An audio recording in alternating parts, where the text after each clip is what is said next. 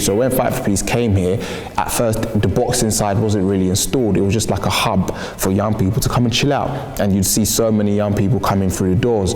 And over the years they developed, and I think the beauty about Fight for Peace is, yes, we have boxing, we have the sports and the martial arts, but you gotta remember that is just an engagement tool. That is just something to help pull young people in through the door, because not every young person is gonna wanna box. How else can we support these young people? Hence why we developed our 5-pillar methodology, which included boxing and martial arts, education, employability, support services, and youth leadership. And that's how we operate today. Over the years, you see that a lot of young people come in for the boxing or come in for the martial arts, and then they tap into every other service. They've got somewhere where it's like, yeah, this is like home. I might as well do it here. And that's how Fight for Peace has grown to be.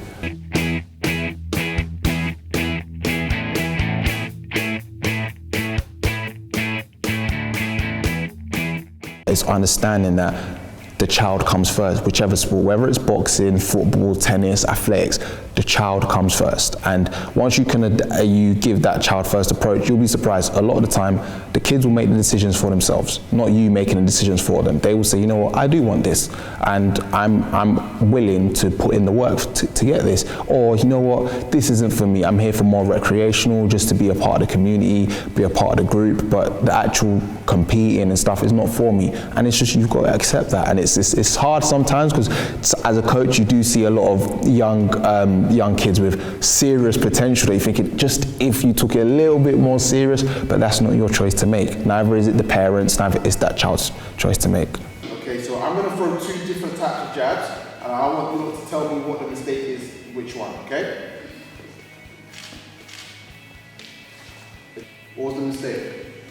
That you moved your hand from your face. When we were throwing the jab, our right hand kept dropping. With the technical, every young individual, we got loads of different boxers. You got a boxer that's really tight guard, typical English boxer you'd say. You've got a lot of Cuban boxers that great footwork, kind of loose lead hand and thing, and that's their own flair. Every individual child has their own flair. Now, once they've understood the technical aspect of it very quickly, as they get older, you say, look, all right, do what you want to do.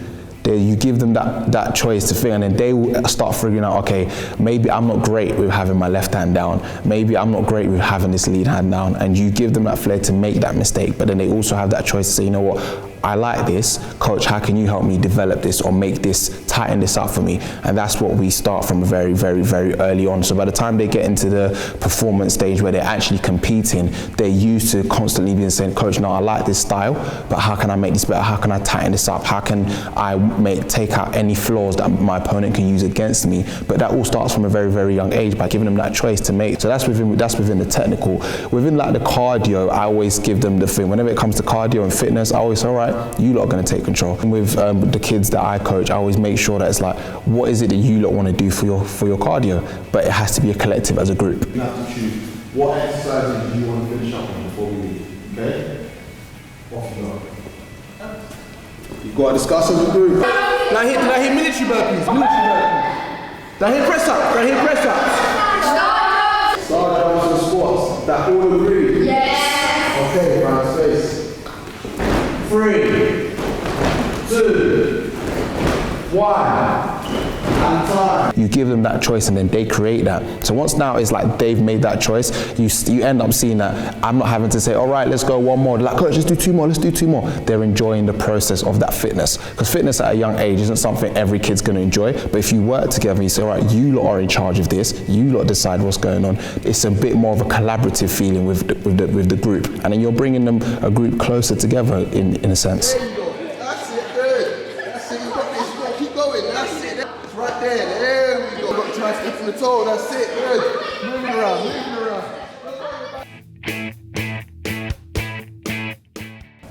Training boxing consecutively can get quite boring for kids. So what we've introduced is a play cycle, and again, the choice is always there in terms of what do they want to do. Like we've got dodgeball and we've got different types of like fun games that they could do, bulldog and all of that. And the way we've introduced it is after maybe 4 weeks or 3 weeks of training, depending on the group's collaborative behavior and group's collaborative journey together, we say, all right, cool, this whole week you're having a games week or you're having a games day. And boy, do they love the excitement. Like, and for them, it's like, you know what, we deserve it. We've been training and we've been thinking, let's take a week or a day off from boxing. And I think introducing a play cycle in every sport is very, very important, because a lot of kids do learn through play, and I learned a lot of the stuff through play. So my first experience of sparring was a shoulder tap, and it's one of the biggest boxing drills that I feel like every club kind of uses. It's like shoulder tap or tap to the knees, and it's like that is a play. They're trying to score the most points, but little do they know that they're also drilling skills of scoring the jab to the head, scoring a jab to the body, whether it's the lead hand or the rear hand. And it's all of that introduction of play that is mixed into the training pattern that helps them grow and helps them develop even further.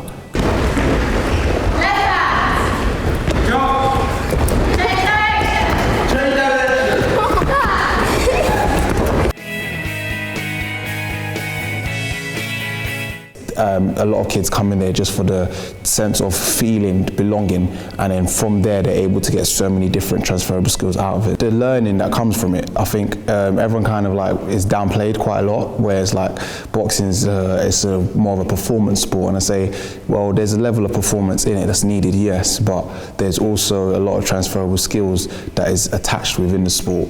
And if you can get children into that from a very early age, making sure again it's a child first approach and that you're coaching them rather than the actual performance side of it, you see a lot of children's development growth go through the roof.